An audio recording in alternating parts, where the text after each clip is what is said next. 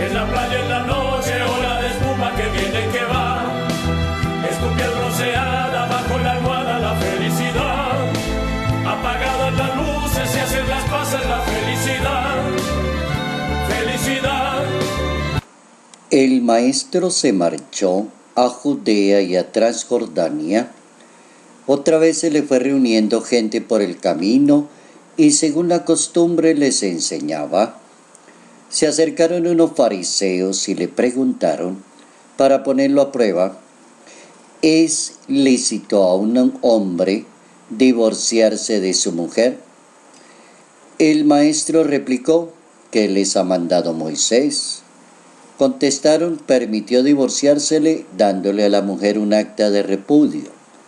Jesús dijo, por su terquedad dejó escrito Moisés ese precepto. Evangelio según San Marcos capítulo 10, versos 1 al 12. Los que somos creyentes y somos cristianos, no podemos dar mal ejemplo a la vida de la comunidad. Notas amables a la palabra de Dios, hoy viernes 25 de mayo, año 2018. El buen ejemplo para la vida de la comunidad. Algo que la Sagrada Escritura se preocupa mucho para que nosotros entendamos, religión y buen ejemplo tienen una relación profunda. Religión y sacramentos guardan una relación íntima. Religión y testimonio son necesarios en materia de la fe. Cuando se trata de hablar de asuntos de fe, uno no se puede escatimar a hablar de los demás, relación con los demás, relación con la comunidad, vida con los demás, relación con el otro.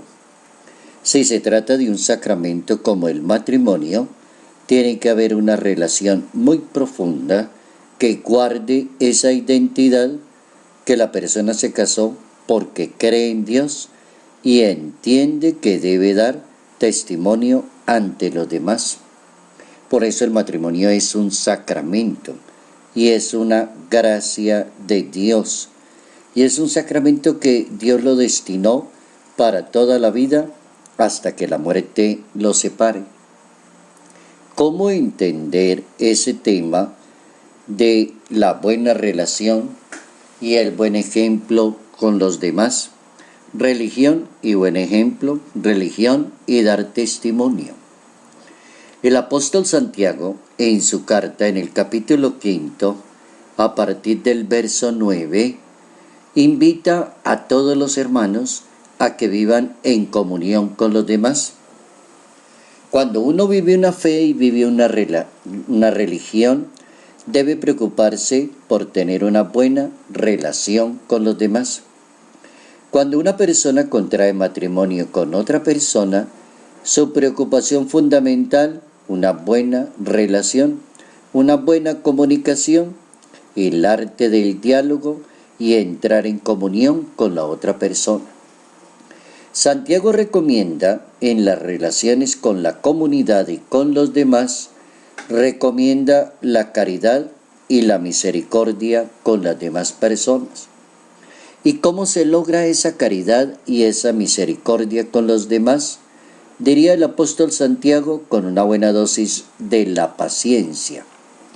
Serán dichosas aquellas personas que tienen paciencia, que tienen constancia, que aprenden a ser compasivos y misericordiosos con sus semejantes. Entonces estarán viviendo una relación entre fe y los demás, religión y los demás. El Salmo 102 de la Santa Biblia también nos indica la segunda recomendación. Y dice el Salmo 2 en su verso 3, el Señor es compasivo y misericordioso, lento a la ira y rico en clemencia, no está siempre acusando, ni guarda rencor contra ninguna persona. Ese es el ejemplo. Luego, una buena relación con la comunidad y una buena presentación de la fe y la devoción de alguna persona que vive una religión tendrá que tomar como ejemplo a Dios y comportarse como se comporta Dios, y con una palabra que es bien interesante, lento. Y esa palabra lento define muchas cosas en la estabilidad emocional de las personas. Que las personas aprendamos a ser lentos a la ira y aprendamos a ser ricos en clemencia y en misericordia. La tercera recomendación nos la regala el Evangelio de hoy. En ese capítulo 10 según San Marcos, y el maestro va a dar una respuesta hablando de la palabra terquedad. ¿Cuántas cosas no funcionan en la vida de las personas por esa palabra? Es muy común esa palabra en Colombia, escuchar que una persona le dice a otra, ¿por qué es tan terco? Y somos tercos en cantidad de posibilidades, en comprender las ideas, en aceptar los conceptos. Somos tercos tratando de imponerle a otra persona otra realidad cuando yo me casé con esa persona. Somos tercos diciendo que el culpable es el otro. Somos tercos porque insistimos en una idea. O también somos tercos porque no queremos perder, siempre queremos ganar. O somos tercos porque creemos tener la razón. Se acercaron unos fariseos a Jesucristo y le preguntaron, ¿es lícito que un hombre se divorcie de su mujer? ¿Que usted qué dice? ¿Qué se hace en ese caso? Pero Jesucristo se dio cuenta que eran tercos. Se dieron cuenta que las cosas, las personas a veces las quieren arreglar a las malas. Las personas no quieren aceptar su debilidad. Las personas no quieren aceptar que cometieron un error. Tercos.